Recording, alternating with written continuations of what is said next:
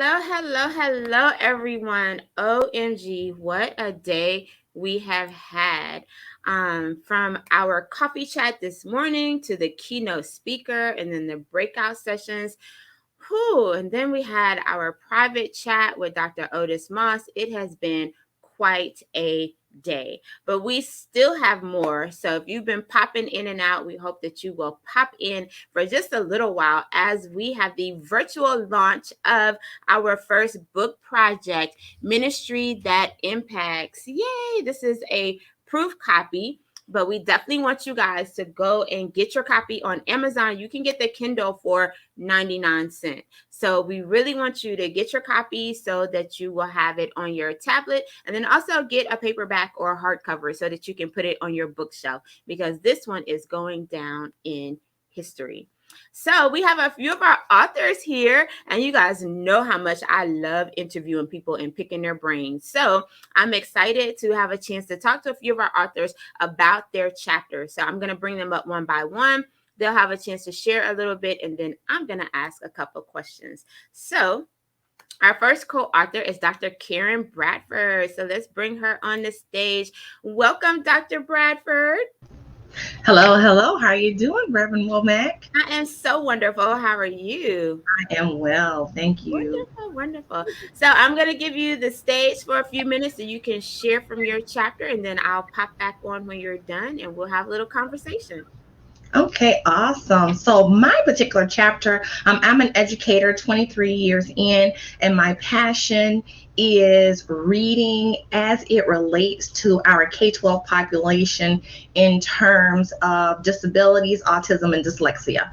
And so many of our students, minority students, are struggling in that area. I wanted to bring that topic to the forefront to our audience here at the Rethinking Church conference. And so what I decided to do in my chapter was to talk about how we can marry, how we can bridge the build bridges rather, to marry our churches and our schools. And so when we think about doing that, I wanted to lay this before us, just three bridges, and then I'll turn it back over to you. So the first bridge in rethinking our learning spaces within our buildings. So thinking about our Christian education wings, our family life centers, for engagement with text on paper. The first bridge is to consider, are we really rethinking and recreating our spaces for visual components that look like our schools? Our K-12 students need to see that our churches are thinking about how our classrooms look in the public ed, and how can they look the same to increase mastery of reading. Reading is repetition, seeing it over and over again.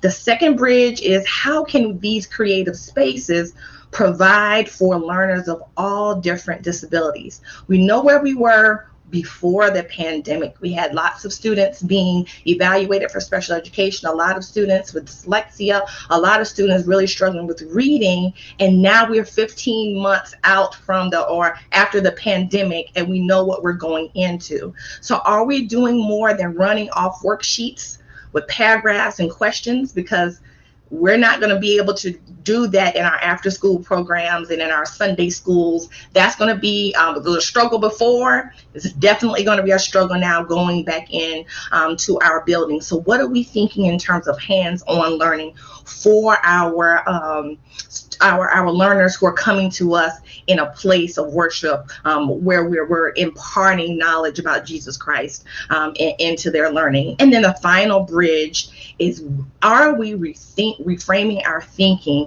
to accept that out of about 56 million children in America, school age, only 12 million children are reading on grade level.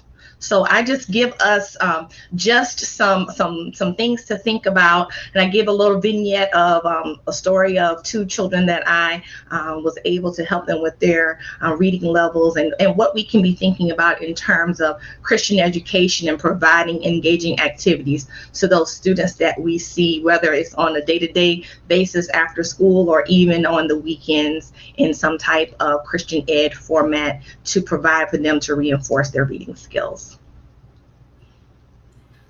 That is so amazing. And it was great reading your chapter because I don't think that we really think holistically about education when we're looking at Christian education. So we kind of think about Bible stories and we think about like what can we teach biblically and not how do we help to really teach kids like about reading and why reading is so important and critical thinking. So it's almost like here's a story, color a picture, but not how do you engage the text critically, and then you end up with adults who are biblically illiterate. Exactly. One of the things I've told my husband, who's a senior pastor, is like, I said, do we ever think about in Christian education that the different translations of the Bible are lexiled in great levels so Right, that we're not giving our children the King James version of the Bible, which is college level, versus right. giving them perhaps the what's the NET? I'm trying to think of the new English. I think it's New English Translation. That's the one of the more basic translations for an elementary student to read. I know that we might not want them to see to entertain certain translations for certain purposes, but we definitely need to be thinking about how can we present them with a translation that they can read, absorb, and then be able to look at that vocabulary and help them understand the Bible stories.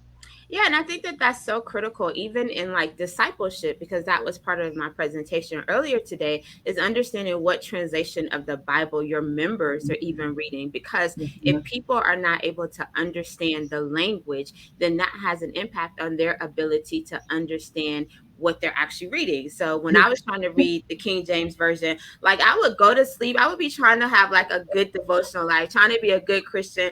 I Right. picked up the Bible, and before I could get past like Genesis 1 and 3, like I was knocked out because the translation was not Mhm. connecting with me. And I think if Right. we're truly trying to disciple people, like they have to read something they can say, okay, like at least I understand, because that's how Mhm. we plant the seeds. Yes, absolutely, absolutely. Those and thou arts don't translate into our American English exactly, and then you have to wrap your head around that once you translate, because reading is receptive and expressive. So once I translate, then I'm reading, and if you have a reader that has difficulty, then they have to read it 3 and 4 times to even understand what the translation means, and then how much instructional time have we lost? Right, right, right. So what would you say for like churches who have kids who might have like special needs, and Hmm. how do you develop like a special needs ministry so that you can ensure that there are kids who might be falling behind or who might have dyslexia, that we're also providing that support that they might not be getting in the schools? I think what I suggest when I work with different churches and ministries is that they, just like we ask the students to bring their report cards and their progress reports. We ask those parents if they have a child that has a disability or is receiving some type of service, do we have that documentation? They should have a copy of the student's IEP, and every state is required to list what the disability is and what the skills are and what area. They're only in reading, we have 5 sub areas, but it does say reading. So at least if the church ministry wants to work on reading skills, they can look at that one section of the IEP to be able to say, okay, Johnny is only reading on a first grade level, even though he's in 5th grade. So when they write their lessons or create their activities, they know that Johnny doesn't necessarily need to be with the 5th graders for reading. He may need to be with maybe 3rd grade because of the age to compensate for that lower reading level. So it does take an extra step, but if they have personnel who are familiar, or educators are familiar with the education, they should be able to look at that IEP to be able to see exactly how to support that student. And then sometimes it's just behavior, right? Because we have a lot of students who don't have an academic disability, but it's behavior. So how do we make sure that some of ours, particularly I'll use the example because I've taught more boys than girls over the 23 years, which is interesting. Boys need to stand up. Boys need movement. Boys not going to sit down. So if you Right. tell them sit down, sit down, sit down, sit down, sit down, well, you're losing instructional time in the Bible story and connecting because you're telling Johnny to sit down. Well, Johnny's not going to sit down because he's a boy. He has to move. So how are we what manipulatives and supports do we have in our churches that look just like their classrooms, such as the balls that they can sit on and they can bounce, but they're still listening, but they just have to have movement. It's a sensory issue. Right. Right. And I don't think that we think about that holistically. So awesome. If you guys want to know more, make sure you guys know like this is a shameless plug for Get the Book. So definitely get the book and connect with Dr. Bradford if you're interested in this because this is her jam. So we Yes, I want to love it. thank you so much. And Thank you have a you. question from RJ in the chat if you want to Okay. head over there once you come off stage and answer that. So Okay. next up we have, let me look at my list. We have Carla Maxwell Ray. Carla is like so amazing, and I'm gonna let her tell you about her goal to raise, I think, like $1 billion for churches. So, Carla, you tell them. Welcome. Reverend, Reverend LaKesha, just congratulations. Thank you. I'm so excited about ministry impacts. And my goal in life is to provide the resources so that you can implement the programs and the outreach to really have impact on God's kingdom.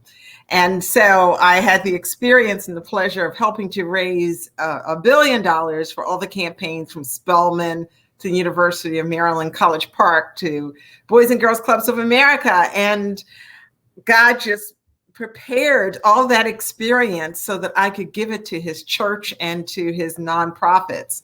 And I am just humbled and thankful that he's using me as a conduit. And so I wanted to talk to you about increasing generosity in your church. That is not a boring subject. In fact, God talks about generosity in his church 2,350 times throughout the Word of God. And there are just so many practical ways that you can increase generosity in your church. And so I work with church, I'm with Generis, and we work with churches all across the country, large, small, in between, and all different types of denominations. Each church is unique. However, there's some common threads that need to be considered. So I'm just going to go through some action steps to help you accelerate generosity. Now, as we regather, many of us are taking a fresh look at our churches, aren't we? We're seeing the lighting isn't good for virtual audience. We're seeing that technologies need to be enhanced and just some basic care of our churches so that all those online givers and viewers that joined you virtually will come into a comfortable, welcoming, technology friendly environment. And that takes resources. So as we recover from COVID, let's prepare. First thing, pastors, I want to talk to you. You got to preach the word about generosity. God talked about it. In fact, more than almost anything else, he talked about finances, money, generosity, and giving throughout his word. So preach the word, pastor. Now, I'm not saying every Sunday preach about generosity, but maybe every month to 6 weeks. And then definitely do your series or two to remind people of what they need to do to trust God in their finances. Pastor, there's another thing that I'd like for you to do, and that is lead the way. Are you and your family generous? You know, the word says, 2 Samuel 24:24 says, I will not offer God that which cost me nothing. So be generous. Also, pastor, know what your leaders especially give. I would recommend know what your members give, because before a member leaves, about 3 months on average, they stop giving. And then how about that big mouth leader that does all the talking, but you look at the giving record and it's very inconsistent? Or someone that's been so faithful through the years stops. Maybe they need a pastoral check-in. Or that member that just all of a sudden starts tithing. What caused that? let's let's have them give testimony. Okay. This leads us to celebrating. Step 2, celebrating and thanking our givers. Yes, we've got to celebrate generosity. Remember, what the pulpit celebrates is what your members will respond to. So celebrate. Acknowledge first-time givers. They're waving their hand and they're tentative, but they're saying, Pastor, I trust you. So let's write them a little note saying thank you for saying yes to the Lord in your finances. 3, develop a generosity strategy. Now, I could talk about this, so join my session all the time. You need a specific plan. You need a champion who's generous already. So it may be a couple in your church that just gives without even asking, and they have joy in their hearts. So you need a digital marketing plan to advance the generosity message. You also need a practical plan that involves discipleship and teaching God's word. Now I'm going to get into your business. I'm going to talk to you about the offering moment. 9 times out of 10, I go to a church and really I could make my market list. The offering moment is so boring and repetitive. Every Sunday, the same words. Cut it. Let's make it a generosity moment. That's right. Have a theme for that month. It may be trusting God. It may be faith. It may be sacrifice. Oh, that's hard to talk about. The offering moment is important. Next, measure progress. Yes, I have an MBA degree in finance. So you got to measure progress, see how you're coming along. We have a pulse, so contact me so that you can get that done. And then offer those discipleship courses. So it's important that we study the Word of God. There are a lot of programs. I have a curriculum called Thrive, and that can help people become financially literate, that can help them alleviate debt, then become financially stable, and hallelujah for financial security and financial freedom. So pursue those steps, and pastor and leaders, you will have a generous church. Okay, you just dropped so many nuggets in that short presentation, and you have some people saying they enjoy they think that it's great to have a theme. RJ wants to hear more about the pulse, so I think like it's great information, and especially my favorite part was when you talked about discipleship, because I think that so often we're asking people to do spiritual work when they're not spiritual people. So it's hard to talk to people about giving in the spirit when we haven't done the work of discipling them and making them spiritual beings. So I absolutely love that. Thomas wants to know, how can we get that in Kenya? So do you have a way to, I guess, ship internationally, or is it available digitally for download, or what's the process? Absolutely. So, well, Ministry Impacts, the book, you can download today. So Yes. please do that. Definitely. But if you want to really dive deep into the curriculum, it's a virtual class that I'm offering starting August 17th. It's 7 weeks, and it will really transform your life, your finances. So I've been married forever, but I wouldn't have been if I hadn't taken a course to help my husband and I get on the same plate and to get on God's plate. So I'm thankful, and I want to share that with others. Awesome. Well, thank you so very much for Thank that, and you. for your presentation, for contributing a chapter in the book, because I do feel like so many churches, I hear them talking about capital campaigns, and they need to raise these large sums of money. And then it's like, okay, so what's the strategy? Because it can't just be, oh, we're going to ask the members for an extra $100. It's like you have to have a larger strategy if you're trying to raise that volume of money. So if you guys need help, like, get a consultant, get a professional. Yes. Awesome, awesome, awesome. Absolutely. Thank you, Reverend LaKesha. You are so welcome. So, we are going to head to our next speaker. And one of the reasons why I love doing this work is because a lot of times I'm doing the work with my friends. And my friends know that when things kind of go awry, that they get called on to fill in the gap. So, our next speaker is not ready. And I see Zalex fixing her hair because she knows that I'm about to call on her to come up to fill the gap for me. So, Dr. Zalex, welcome, welcome, welcome. So excited. So Dr. Zalex is my homegirl, and she just got her doctorate degree focusing on homelessness and the young adult population. So excited to have you share about your chapter and just what the churches can do to help with the homeless issue, aside from like taking people more stuff when they already don't have a home to put it in. Like, let's stop that. Right.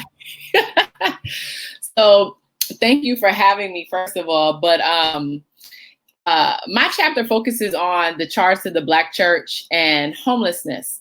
A lot of times we run with the stereotype of what homelessness looks like to us or what we've seen on TV or a movie. You know, we think that everybody that's homeless smells funny, they're panhandling, or they're disturbing, you know, tourist attractions. But in all actuality, about 85% of the homeless population look just like me and you. They get up every day, they go to work, they're clean, they're sober. And then a good maybe 20% of that population is actually mentally ill, substance abuse, or maintain the other stereotypes. So one of the things that my chapter focuses on is to get a better understanding of homelessness, especially how it impacts African Americans or people of color, especially like millennials, Generation Z. And we talk about the common themes in homelessness, right? What do they need? A lot of times in the Black church, we think that they need food, and we think that having either a food pantry or a soup kitchen is all that we can do, and we kind of stop there. But there's so many other avenues that we can take. The chapter explores some of them where, you know, some people can't get benefits because they don't have an address. You know, the church can be that refuge of just providing an address. You can provide virtual addresses. You can provide actual P.O. boxes so that people can get benefits. There's a lot of trauma that happens. The other thing about homelessness and housing instability is that we can also do preventative work. Right? The church can be a place where you get information. You can connect with resources that are around the church or in the community to provide preventive work. And what do you mean by preventive? I mean that some people are facing eviction. Some people who are in our church face eviction and they don't say anything. We need to work on trying to prevent homelessness as well. So a lot of things that contribute to housing instability: poor judgment skills as it relates to whatever high-risk behaviors that they are engaged in or not. Sometimes homelessness is triggered by a natural disaster. There are fires, there are floods that happen, which then trigger people to end up homeless. Bad money management, education, income. So the minimum wage usually does not match the cost of living in whatever city you're in, does not match the cost of living, which does not match the poverty line.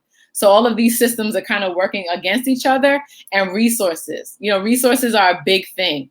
So in the chapter, when I know everybody is going to buy the book, right? In the chapter, it talks about how, you know, 1 in 4 Black churchgoer is experiencing some form of housing instability or homelessness.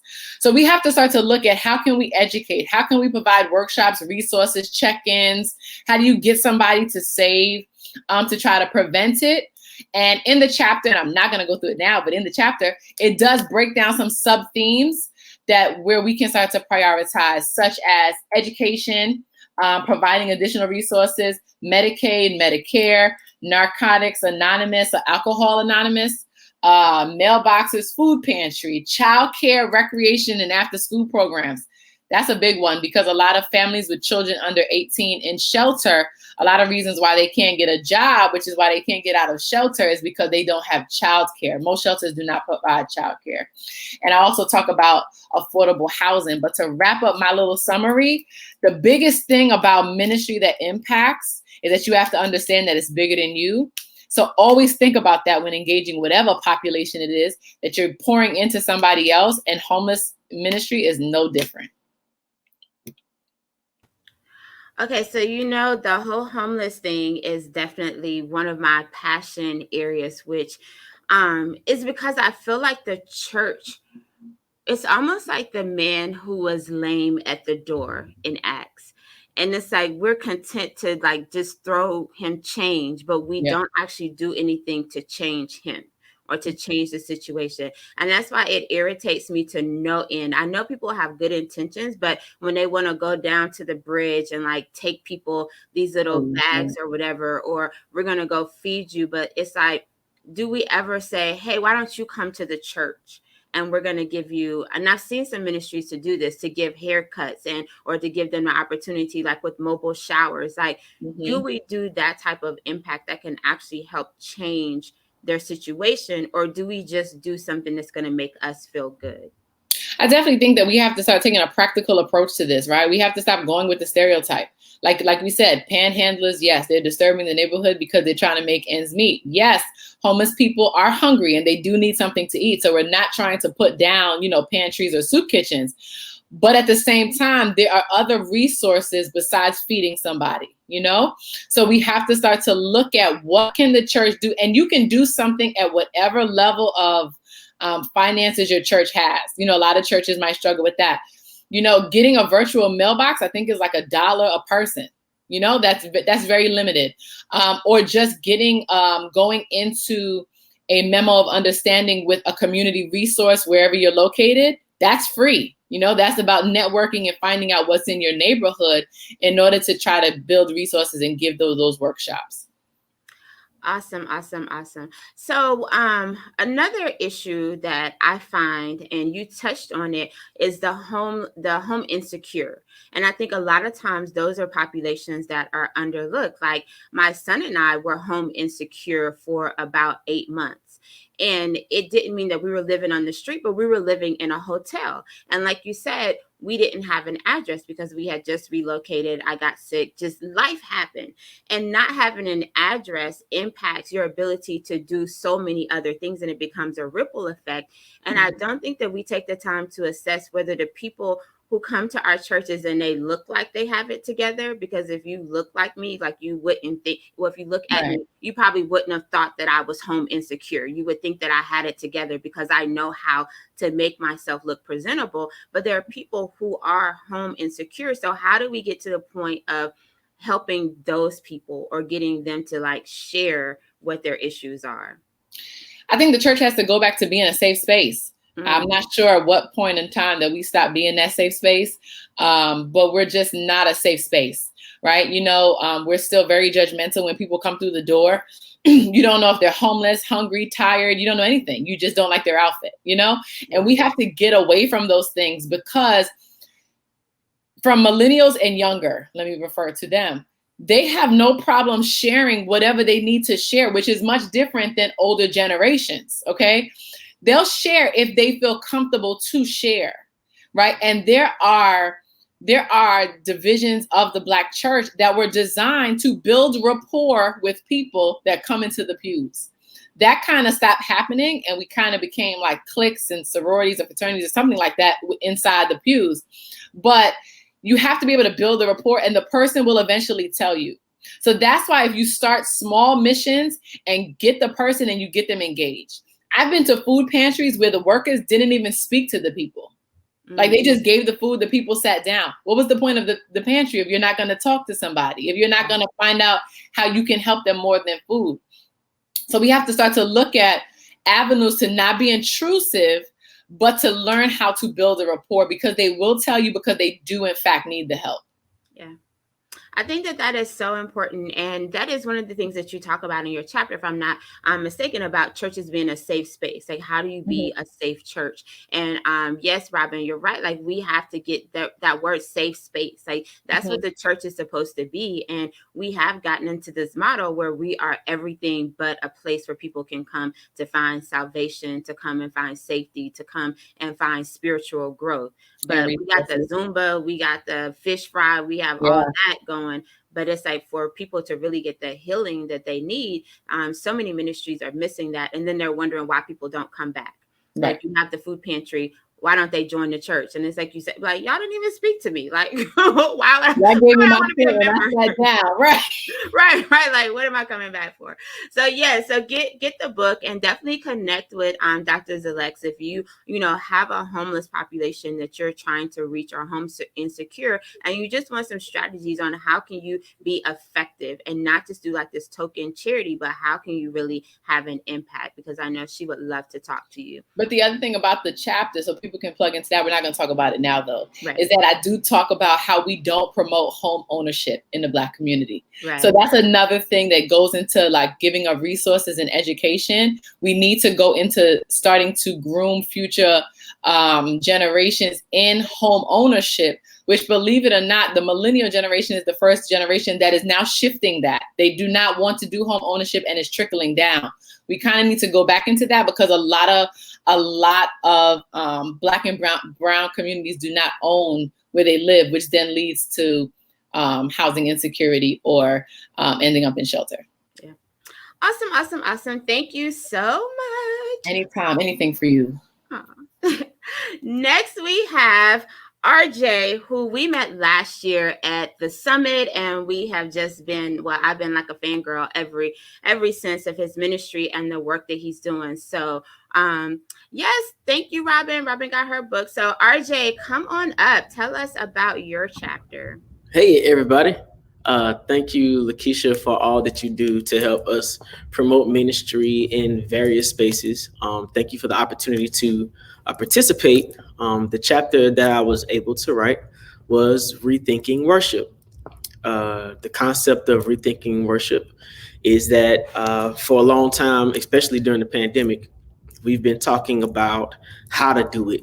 We've been talking about how to best present on cameras. We've been talking about what's the best alternative for youth. We've been talking about a lot of different things, but I wanted us to re-engage with the question, why? Why do we do worship? Because I think that if we don't go back and reconsider why we do worship, we won't have to worry about what goes on very much in the sanctuary, because ain't nobody coming back. I think if we go back and remember what the intent was, and we can connect to the intent, the application, we will be providing a better representation of what God desires from worship. Way too often, we as pastors and leaders, we try to provide for the people what the people want to do, and it becomes a preferential worship experience. You know, I'll go to worship on this Sunday because this kind of music is happening. I go to this kind of worship because it gets me out of church at the time when I want to get out for my schedule. And I think too often right now, we're focusing our lives, especially as it regards to our relationship with God, on his level of convenience in our life, and not more based on the commitment that we have to him as the creation. How many times have you sat back and thought about what is it that God wants in worship? I mean, it would be a cool idea for me to put an LED screen up behind me, but is that really how he desires to connect with the people in my sanctuary? And that means that I, as a pastor, can't focus on what everybody else is doing in their churches as a model for what will work in God's ministry for me. I have to be authentic to the ministry that God called me to. I've got to be authentic to the context that God called me to. And I've got to be authentic to giving worship to the Creator. So the first thing I talked about is, are we doing corporate worship again or no? Are we actually thinking about going back into the sanctuary and to be careful about how we communicate with people about whether or not returning to the sanctuary makes them saved, unsaved, not saved enough. Because if you think about it, Jesus answers to this challenge when speaking to the woman at the well. He reminds her that her fathers and her ancestors have been focusing on worshiping at that mountain up there. And the Jews, they worship down there in the temples and synagogue. And then he says, but means that the answer behind the but completely obliterates all other thought before it. He says, but the Father desires for those to worship him in spirit and truth.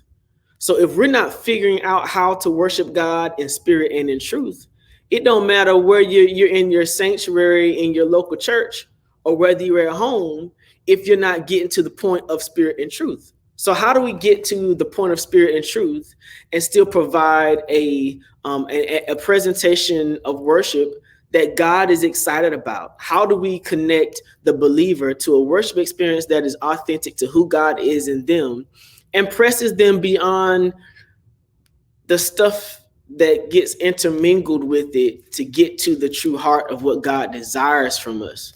The Westminster Shorter Catechism begins with the question, what is the chief end of man? The answer is the chief end of man is to worship God and to enjoy him forever. That means that whatever we should be doing should provide us enjoyment and worship. And too often I found that the reason why people may not have been experiencing a real worship experience was because of the conversations people were having in the parking lot that caused them not even want to stay in the worship experience. So from rethinking worship, I wanted us to take a look at why we do it. What's the point?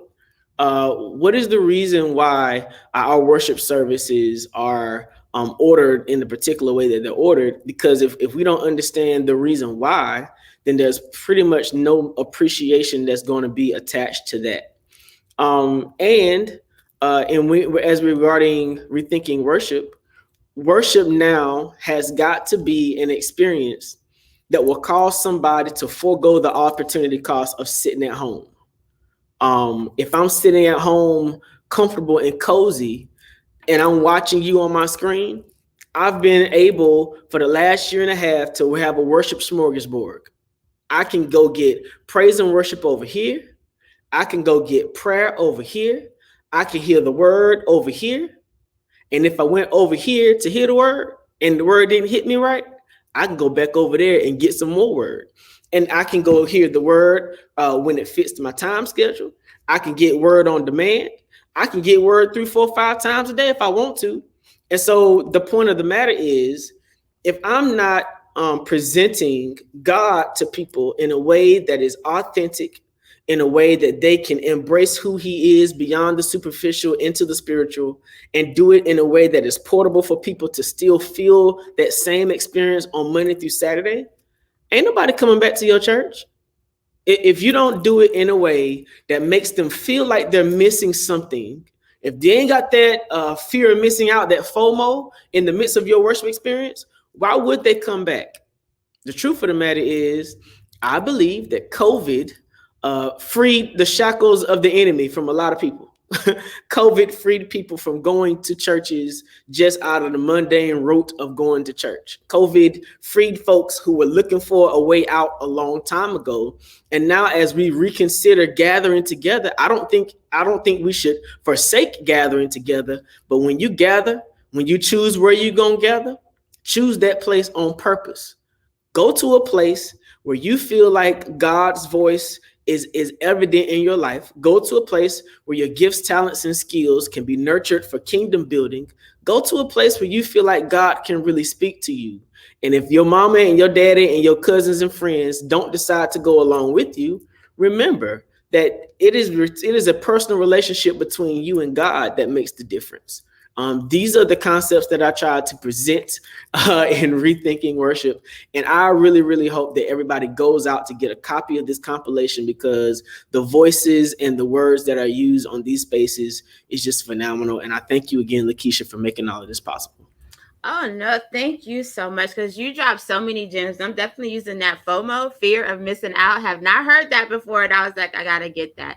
But I think one of the things that has really hit me in this pandemic and just around like worship is, are we creating an experience that is setting the tone for the Holy Spirit to come in? Are we truly, like, in our worship planning, are we planning to have an experience for the Holy Spirit to come in? Or are we like, this is the program, this is what we did last Sunday, this is what we're going to do this Sunday, we're just going to change the songs, change the scripture, change the sermon? But are we being intentional about who are the people? What is the music that they want to hear? What are the messages that they need to experience? Or do we need to add like some artistic elements, which is why we have the worship and arts? What are some things that we can do to help engage all of the senses so that we can create an experience and not just Well, the program? what I know is you can't take me to a place that you've not already gone yourself. Ooh. So if I as a pastor cannot exhibit God's glory in the midst of the worship experience, why should I expect for people to consistently respond to it if I'm not responding to it? Wow. So there's got to be some consideration about, are we doing this? The Bible talks about vain repetitions. Are we doing this singing songs because it caused the praise break last week? Or is this song going to be a place of deliverance for where God is today? I love the hymns of the church, but the hymns of the church have got to be applicable for where I am right now. And if I can't make that hymn relevant to today, then I possibly need to sing something that everybody can understand. Right. Because it's just not the case that everyone in the church knows the songs. Think about this. If we're seeking the lost in an evangelistic way to add to the body of Christ, are we singing songs, saying words, and praying prayers that first-time visitors can understand?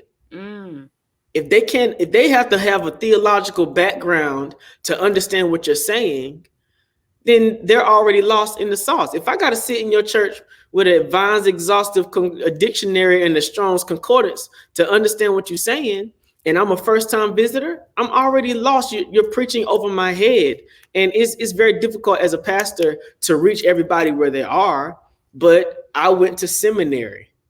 I went to seminary for the purpose of learning how to rightly divide the word, how to build the cake, and how to serve the cake out so that everybody in the room is able to eat something. And if I'm not taking the time and intentionality to do that, I got some other things that I need to consider rather than lights and cameras and smoke and mirrors and music. Right. Well, you guys definitely check out RJ's session. You're presenting when? Tomorrow. Tomorrow. Definitely check out RJ's session tomorrow because he's going to go deeper, and he will be at our award ceremony sharing about how his church used the grant that they received last year. So cannot wait for him to share this information. So yes, thank you, RJ. Next we have up Pastor Gabby. Listen, this lady and her husband have just like their ministry. I just love looking at the pictures. Like one day I'm going to be in New York and I'm going to get to experience the double love. Yeah, I'm coming because like when I look at the pictures of your worship experience, I want to be there. And I think that's what RJ was talking about. Like when you create an experience that even when people look at the pictures, they're like, I want to be there. Yeah. And so many of like the stuff that I see people posting, like their videos and stuff, I don't want to be there. Like I'm not looking like, oh, I wish I'm not feeling that. I'm just like, oh, okay, that's what we doing. All right, got it.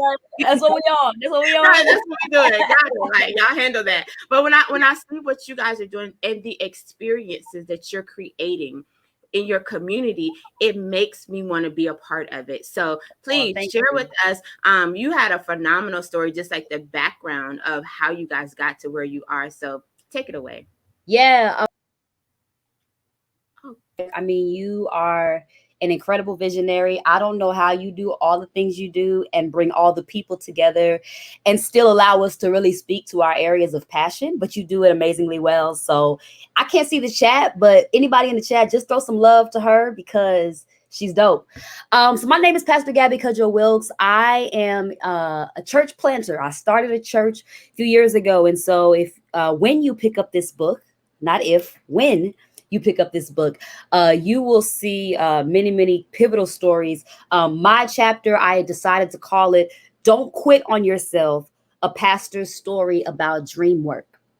Now, the reason why I entitled it that and the reason why I was passionate enough about this to write about it is that I started a church without a church planting network, without resources already applied for this work, without pledges and commitments of money in New York City. So you can only imagine how intimidating that could have felt. My husband, Andrew Wilkes, and I are both clergy, both theologically trained, had served at a mega church on staff as young adult and social justice pastors, loved the church, loved the people, felt the call to plant. We went from an environment where whatever needs we had, we could find a way to make it happen because the church was almost 200 years old and had good leadership. And, we had what we needed, to starting something from scratch where you've got to create it from the bottom up. And so I just want to speak into any folks with dreams, anybody who's got something that God has shown them that they want to do in ministry. We're talking about rethinking church, where you don't yet have the resources, where you don't yet have the people power, right? The men and women of God who have come alongside you and said, that's a good idea. I want you to know that whatever your dream is, even if it's at the vision state, you need to go after it. And don't quit on yourself. And so what I talk about in my segment of this book is just the process of us knowing that this is what God had put in our spirit and going through the different steps to make our dream a reality. Our church just celebrated a year last November, so we are still very new. There's a lot of things that we still have to accomplish, but there are many things that we've accomplished already that are only by the grace of God. The first thing was just finding a location. Certainly in a COVID-19 world, having a location is not as necessary, but we launched pre-pandemic, and pre-pandemic, we needed a location, right? And I tell the story of how, people think I had connections and, I am connected in some ways, but there are other ways where I'm just like everybody else. I'm on Google trying to figure out what I can find.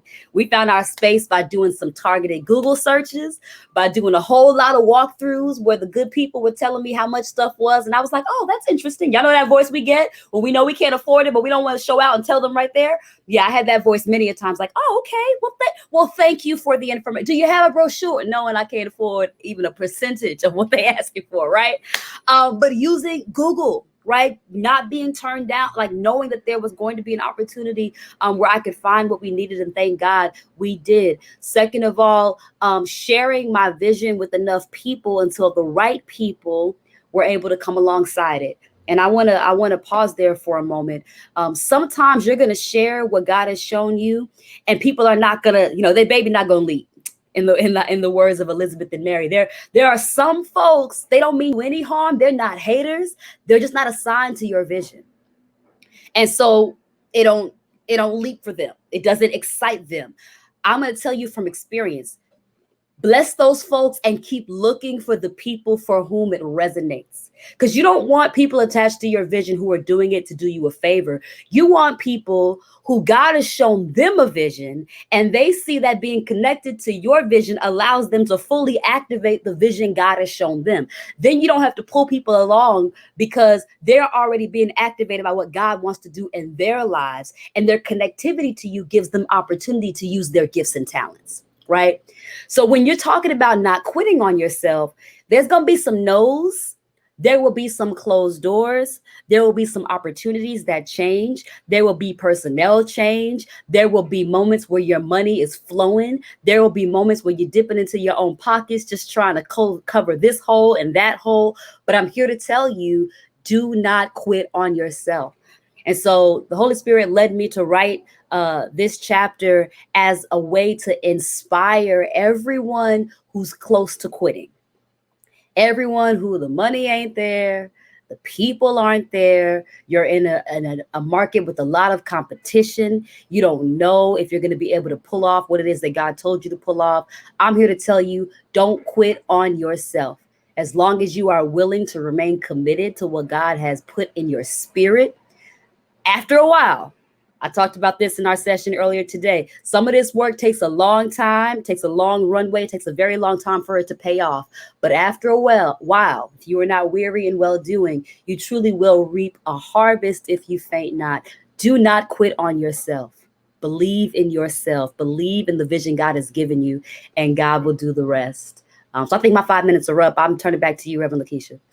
Listen, that word was for me. Yeah. Like for real, because and you know, so for all of you who know me, like I'm just transparent. Like I try to sugarcoat stuff, but I just can't do it. Like I just have to say it. And rethinking church, like it's so amazing because people always say, oh, you know, it's so wonderful, but it's so different from what people are used to, because people are used to like preaching conferences. Right. And so the reason we called it a summit is because when I looked up the definition of a summit, they said a summit is a place where everyone can't go. Only the people who are willing to climb and to get to that higher level will get there. And so that's why we are a summit, because this isn't for everyone. But there's a part of me on the inside that wants it for everyone, that wants more people to be like, I want to engage with Dr. Ray about the theological transformation of education. I want to engage with Dr. Moss, not about about his great preaching skills, but the strategies behind how he does what he does. I want to hear from Howard John Wesley, not about how great he preaches, but about the data that is driven by his ministry. But then people don't want that. And so it's like God has given me the vision and I see it and I want it for people, but then it's just like, it's hard sometimes. You have a specific vision. Right. And so what's powerful is there's enough other conferences and summits doing the other work. Right. There are very few that do this work. And most people don't get this data unless they have personal relationship with these individuals you brought together. Yeah. That's what's so dope. Like, plug, y'all need to catch days 2 and 3. But for real, most people don't have this kind of access to even have these conversations. These are the conversations pastors have in the office before they go downstairs to preach on Sunday. Right. The people just don't realize that. They're not up there talking about what scripture they about to preach about. They out there talking about now what you do when you had a blizzard and you couldn't collect offering that Sunday. How'd you cover that gap and meet your, you know, so there's a specific audience attached to the work you're doing, and it's so needed. Yeah. But, you know, that whole message about not giving up, because, you know, and sometimes like I do feel like, you know, what's the point? And as great as it looks on the outside, like I'm human. And, you know, as humans, like we want our work to be affirmed. We want people to buy into it. And it's like you have to remember that, you know, God has assigned sheep to my hands. And I have to be faithful over those and not to covet other sheep that are doing other things in other pastures. So yeah, like that message was for me. And I don't want you guys to think that, you know, I'm going through like an emotional breakdown or something, but again, like it's being human. And I don't think that people get the human side of this work very often, because what they get is the social media, everything is so wonderful, everything is so great. And they don't get us being vulnerable, saying like you said, like, yo, like, I didn't know, I was Googling, I'm out here, like, I can't afford it, but yes, that looks not like, they don't hear those stories. They only hear like, oh, we bought this $1,000 square foot building and everything is so wonderful. But how did you get to that point? So yeah. I would say the way that I got to that point is honestly, like out of necessity.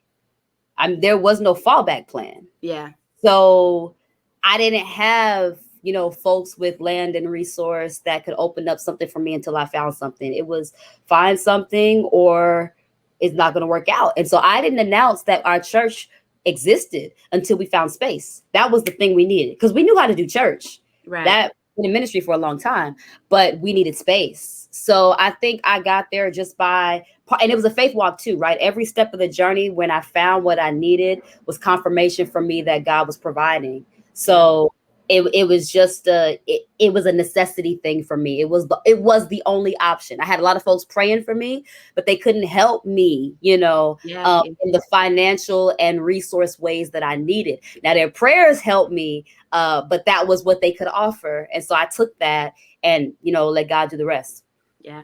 And, and that's one of the visions for Rethinking Church, and why we offer the grants. And I definitely want to get us in the future to a place where we can help to fund visions like that, because I don't feel like, especially in our community, because we lack so much economic power, that when there are people who have visions and who have, just like these big dreams, like, where do we go to get money? Like, where's our Lily Foundation? Where, who's writing us a check for $100,000? Like, yeah, just, sow a seed once you make it. Like, where is that for us? And that's the vision. And that's why, like I said, like, it's so hard, because I can see where we're trying to go. And it's like, all right, LaKesha, it's just year 2. So just like, take it slow, like you're on the way. But it's just like, there's just so much more. So again, thank you so much for pouring from yourself and being with us this week. Y'all make sure you check out her cohort. She is leading the social impact cohort, and just like a dope individual. Like, follow her on Instagram. If you want motivation to go to church, like, follow her Instagram.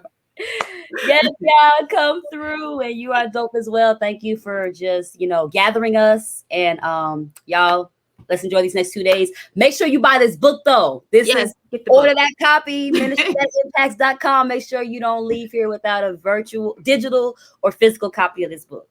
Right. Thank you. Next, we have Dr. Arnita Fowler. So Dr. Arnita and I met at the Rethinking Church last year, and we worked together, and she has launched she's almost about to release her book. She has a leadership development, Rethinking Leadership show that she does on her page.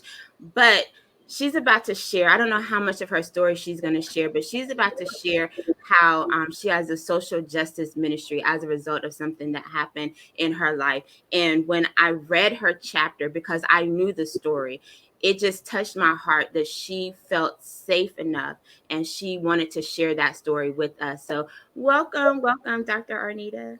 Hello, how are you doing? Good evening, everyone. Yes, I am grateful to Reverend LaKesha Womack for this opportunity to even contribute and to share what it looks like to have a social justice ministry, a civic discipleship is what we call it. And if I had to give it a subtitle, I would just simply talk about the fact of going from prayer to protest to policy. One of the things that I discovered in telling my story, or experiencing my story while I was living through it, is that it definitely does seem like the world is going on while you're going through something.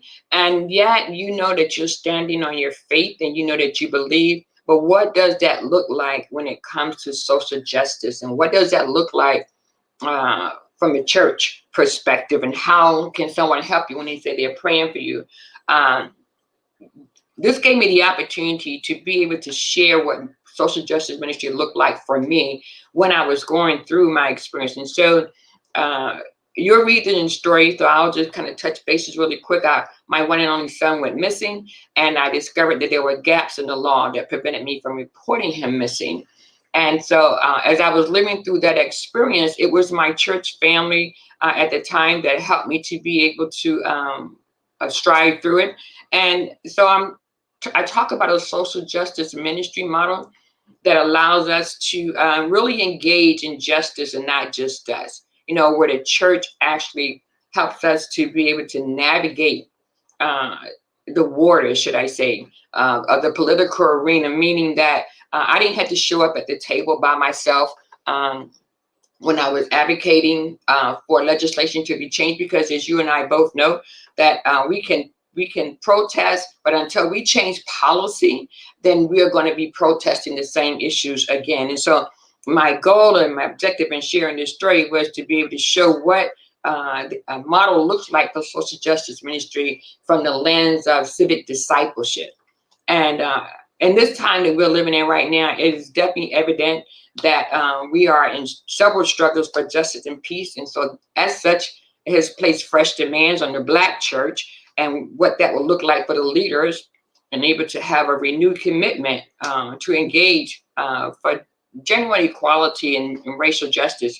And so for me, a social justice ministry as civic discipleship is really being able to have agency. The ministry will have agency to be able to show up in places like at the table and talk about how this impacts our community directly, how any gaps in the law impacts us. And so a gap in the law that says that you can't report a child unless they're 18 and under, now had just really eliminated the fact that I could report my son, who is still my son, who is still my loved one. And so everyone is somebody's loved one. But we had to have a voice at the table. And so this type of model would be able to allow you to have a voice at the table, to be able to share your experience and be able to talk about the impact of that, but also to be able to take initiative and transform. And so as a result of this type of ministry model, we were able to create a law in New York City where the event happened, and that allowed us to report missing loved ones regardless of age. And so when we talk about this type of ministry in this chapter, I'm really talking about having agency. We're talking about activism as a service and service as activism, where we actually have to have both. Activism needs service in order to be grounded and connected. And service needs to have activism. Otherwise, we become dependent on, as one of my friends would say, John Adams, who wrote the book Mobilizing Hope. So this whole application and chapter was about what it looks like to be spiritually equipped, to be able to handle situations that are facing us today when it comes to social justice. And so bottom line is we let our gospel influence our public life and that of our political life, knowing that we can do all things through Christ who strengthens us. And so we don't live two separate lives. And so I hope this model is something that everyone can just kind of consider and know what it looks like to actually apply it in this season. Thank you. That is so wonderful. And all of you guys who know me know, like, I'm all about the policy. Like, I think that we all have a role to play. And some people are protesters and some people focus on the policy. And I'm a policy person. Like, I'm not a protester. I don't want to get arrested. I don't want to stand outside and like hold up signs or like walk down the street. Like, that's just not who I am. And we can't make people feel bad for the role that they want to play, because we need people who do both. And so I love that you shared that, because some people get frustrated with the protesting because they're like, we're still not seeing change. And it's because we're not empowering the people who focus on the policy to support the protesters. Yeah. Well, every time I hear a situation that we're living in and living through today, my mind go right to policy. Like, what policy is causing that problem, you know? And so, yes, you can keep the fire burning and keep the tension on the situation, but until we make that policy change, we're going to continue to have that gap, and generations to come are going to be still fighting that same situation. There's no reason, you know, why we yet to have a national law that says we can report any loved one missing regardless of age. And so that's what I'm advocating for right now, and that's what we're working toward. And so I just encourage everyone to not only read my story, but I'm inspired by all the stories I'm sitting here listening to. And I haven't even got my book yet, so you know I'm gonna have to sit down and just read it from front to back when I do get my hands on my copy. And so I just want to thank you, Reverend LaKesha, for putting in the work, for doing the work of what your soul has gave you. You know what's in your soul, and yes, you know we're gonna learn along the way, but we're gonna stumble. But guess what? We have stumbled through leadership, and that's why I love your title. It said Rethinking Church. And so I just kind of stole a little nugget from you, said rethinking leadership. So when I talk about it, it's not like we really knew or thought about it. So that's kind of my story, and I'm sticking to it. Awesome. Well, thank you again so much for being with us. Next up, we have Dr. Catherine Jackson. And I just want to put a plug in for you guys. We do have an interest meeting for Rethinking Church that will be next week. Look on our Facebook page. So if you're interested in volunteering with us, we have some opportunities. We will be launching a public policy institute where we're going to be studying some policy. We have our economic empowerment think tank where we just have some amazing things that are happening there. So there's so much work that we want to do. And it's not to take you away from what you're currently doing, but to help you to build capacity so that you have a community that you can rely on and an additional platform. So if you're interested, check out our Facebook group, and I'll also be sending out information. But Dr. Catherine, yay! So happy. So this is one of our mental health expert. She was with us last year, and I think your presentation was you can have, what was it? You can have God and a therapist too. God and a therapist. And then this year you wrote the chapter about the church can't forget about mental health professionals. So please share with us what your chapter is about. So it's about not forgetting about the counseling ministry. I know a lot of the bigger churches, more like mega churches, oftentimes they will have a counseling ministry.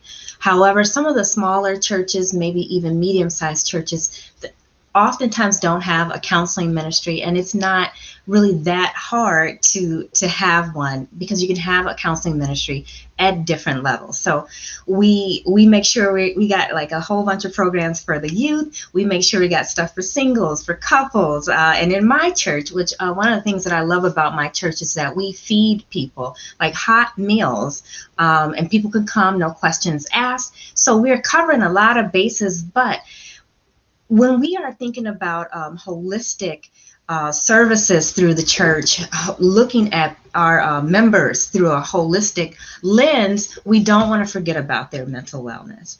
And so having a counseling ministry can be doable for every church, no matter what size the church is. And so there's lots of benefits to it, but I'm just going to list a couple of them that I mentioned in the chapter. You got to get the book. I feel like every church needs this book. There's so many different things being talked about in this book that will really help every church to build their church ministries. But I'm going to mention a couple of things. You got to get the book to get all the rest of it. But one of the major benefits to having a counseling ministry is that the pastor of the church and the leaders of the church can only handle so many things as far as helping their members. So if members have different concerns that are going on, and they are either beyond the scope of what pastors traditionally do, or pastors have to be so many different places, and church leaders have to be so many different places, sometimes it's hard to have enough time to be able to reach out and do the kind of mental health or self-care type of work that members need. And when members are doing well mentally, so another benefit, they do better even in their ministries that they're involved in within the church. So that's just some of the benefits of a church counseling. And so sometimes people have people who are a part of their congregation who can help with this. So it doesn't have to all fall on the pastor. You can put together a team to help, build the ministry, and you can start with the people who are right there in your congregation. And then they can help you to identify people who could either work within the church, or you can build your church ministry by coming up with different resources, so that when there are families or members, individual members who need this kind of help, then you have people that you vetted, and then you can send them to them. And you want to make sure that when you're doing it, it is faith-based. You want somebody that supports what's going on in your ministry and your church. So that's kind of some of the things that are going on, without spoiling the whole chapter and telling you guys everything that is in the chapter. Hey, church, don't forget about that counseling ministry. I just feel like every church really needs to, especially when we're thinking about addressing our members from a holistic standpoint, so that we're not forgetting any parts of what is important to them. I mentioned earlier at my church that we feed people, so that is an important ministry. And then when I talk about that ministry with other churches, like, man, that would really be cool if we could do that too. I just took it for granted. I thought all churches were feeding people, feeding hot meals, and doing like baskets of food, but not all churches are able to do it. And I'm honored to be at a church that can. So we feed them physically. The church itself will feed you spiritually. What the messages from the pastor, Bible study, devotional time, prayer, all those kind of things feed us spiritually. But don't forget about helping to feed and to foster people's mental well-being. So that's pretty much it in a nutshell. I'm Dr. Jackson. I'm a licensed clinical psychologist and a board-certified neurotherapist. But first and foremost, I am a child of God, faith-based practitioner. And she is my go-to. Like when people come to me and I see they have like mental mental wellness issues, I'm like Dr. Catherine Jackson. Like if she can help you, she'll send Thank you to you. somebody, to someone who can. So I have quite a few of my clients that are actually her clients as well, because I recognize my limitations. And even as someone's mentor or their consultant, when I start to recognize that there are some deeper issues, because let's be honest, and Jennifer said it earlier this morning, if we're not mentally well, we can't do this work. We I can't heard work Jennifer. wounded. Yes. Right. And I think that too many of us are working wounded. And so when you've been hurt, when you have trauma that is unresolved, you end up bleeding on the people that you're trying to help. So even as leaders, like it's not just about, sending your members, but as leaders, we have to make sure that we're in a good space so that when people start talking about you, when people start doing all these nefarious things, that you're in a good space where you're not internalizing that, and it's not triggers, because sometimes it's triggers from something that happened in your past that you didn't deal with, and then you end up going off on the church people because you Right. have unresolved issues. So yes, thank you so very much, and thank you for always being available when I send you when I send Thank you people for to you. always thinking about me. This I wouldn't want to do anything else. I feel like and I don't know if I've talked to you about this before, but the real mental health work starts with in education and in our churches, especially in the Black church. That's Yeah. where we're going to make the biggest headway. So I was honored to be able to share this within the book, and I cannot wait to see how great the book does. I feel like everybody needs a Oh my copy. God. I have to tell you guys, so I want you guys to get the Oh, Kindle. my copy. Yes, so it comes in the hard copy too. And I don't know like if you guys have hard copy books, but there's just something different about a hard copy book. The hard copy is $30, but if you want a copy that you're going to write in or do whatever, get the paperback. But if you want something like on your bookshelf that you can just like hang on to, like this hard copy is where it's at. This is a proof copy, and I'm just like I want to give one to everybody because it just feels like so amazing, and just the content that's in it. As I said in the chat, like when you guys were talking, I'm like, this is only 9 of the chapters. I think it's like 27 chapters or so. It's almost 30 chapters in the book. So this is just 9 of what you guys are gonna get. There are like 20 plus more that are in there. So thank you so much, Dr. Catherine. And you are presenting this week as well Yes, on Friday. Friday. So you guys Self make care as an act of resistance. You guys come on through. yes, because self-care is not an afterthought. That is like we gotta be good. So thank you.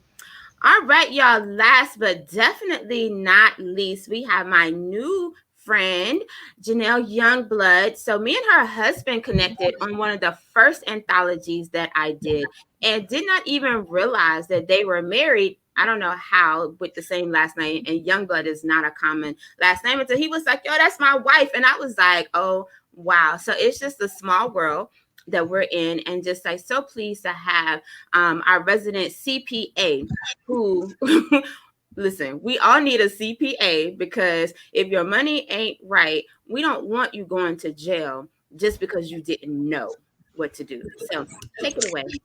Yes, and you mentioned about being a small world. Rob, my husband, always says it's not a small world. We're just big people, and big people connect. And so I'm excited to be able to connect with you and be able to share for the first time with Rethinking Church. I'm really excited about this opportunity because I'm passionate about what I do. As it was mentioned, I'm a CPA, and I love the number crunching, but more importantly, I love what those numbers represent. And as a faith-based firm, as a faith-based accountant, I work specifically with churches to help them increase their stewardship and relieve the stress and anxiety that comes with looking at those numbers. I want to make sure that our church leaders are getting it right, because after all, we are managing God's money.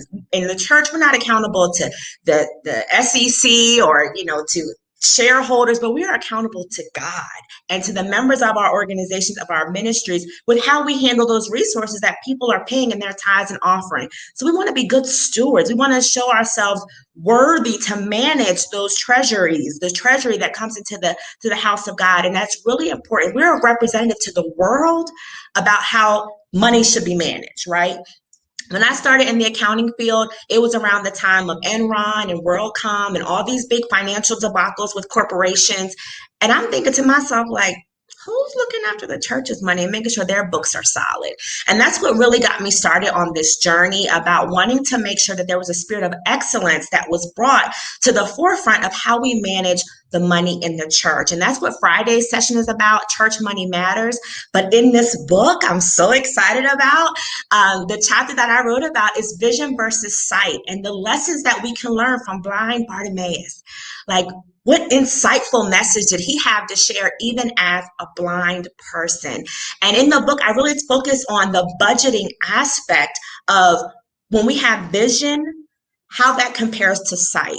We're planning for things that haven't come into fruition yet. But how do we do that strategically? How do we do that thoughtfully? And sometimes we just need to give a little bit more of a practical lens to the things that we're standing in faith to believe God for. We know He's going to bring the increase, but we have to do our part by managing the things properly in the natural. So I'm excited for you to hear about this, to read this book, to dig into this chapter and glean some insight from blind Bartimaeus. Awesome. And I love the way you tied it to scripture, because I think that so often the only scriptures we really think about is it's better to give than to receive, and bring all your tithes into the storehouse. And it's like, but there's so many other ways that we need to look at how we are good stewards of our resources, because I truly believe that it goes back to the talents. Like, if we're not a good steward of the talents that we have, then why do we think we're going to get more? So thank you. Absolutely. Thank you so much. I do have one question. What would you say, like when you're working with churches, like what's one of the most common mistakes that churches are making managing their money? Oh, some of the most common one is not pre-planning, stepping out and doing things impulsively with good intentions, but not having the proper planning. And I think that we could alleviate a lot of the issues by just taking the time to plan initially. You know, it's taking time to count the cost. We talk about scripture.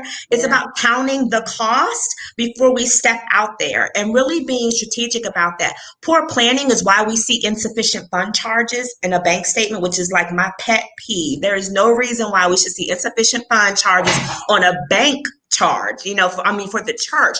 And so that's really about a lack of communication and a lack of planning. And I always say someone's inability to plan does not constitute an emergency on our part, right? So it's about communication and planning so that we can thoughtfully spend the resources as they come in. Awesome. Awesome. Well, thank you so much. If you guys need to talk to a CPA, if you are just like, I'm not quite sure if I'm doing it right, like I could be, but I could be not, like this is your person. And I know like it's hard to find a faith-based CPA that you can trust, because sometimes we know we haven't been doing it right and we're scared to open up the books and let somebody see. But at some point you're going to have to do that, especially if you're trusting God for an increase, because God is not a God of chaos. God is a God of order. And so we need to be in order if we want to see that increase that a lot of us are praying for. So Absolutely. thank you so much for being a part of this work. Thomas wants to know if you work with churches outside of the United States before we let you go. I have not yet, but I'm willing to. One of my focuses are internal controls, financial reporting. So as we get into some of the details of taxes and things that are applicable to other countries, I like to leverage a contact or an associate in that particular area to learn those international laws. But as it pertains to basic financial management, I am willing to work with anybody, because the principles apply across the board. So I'm willing to work with anyone. Feel free to reach out to me. Feel free to get the book to get those practical lessons. I'll be preparing to share for Friday's session. So I look forward to working with any individual that I can help. And if I can't help you, then we can find someone else who can. Awesome. Thank you. Thank you so much.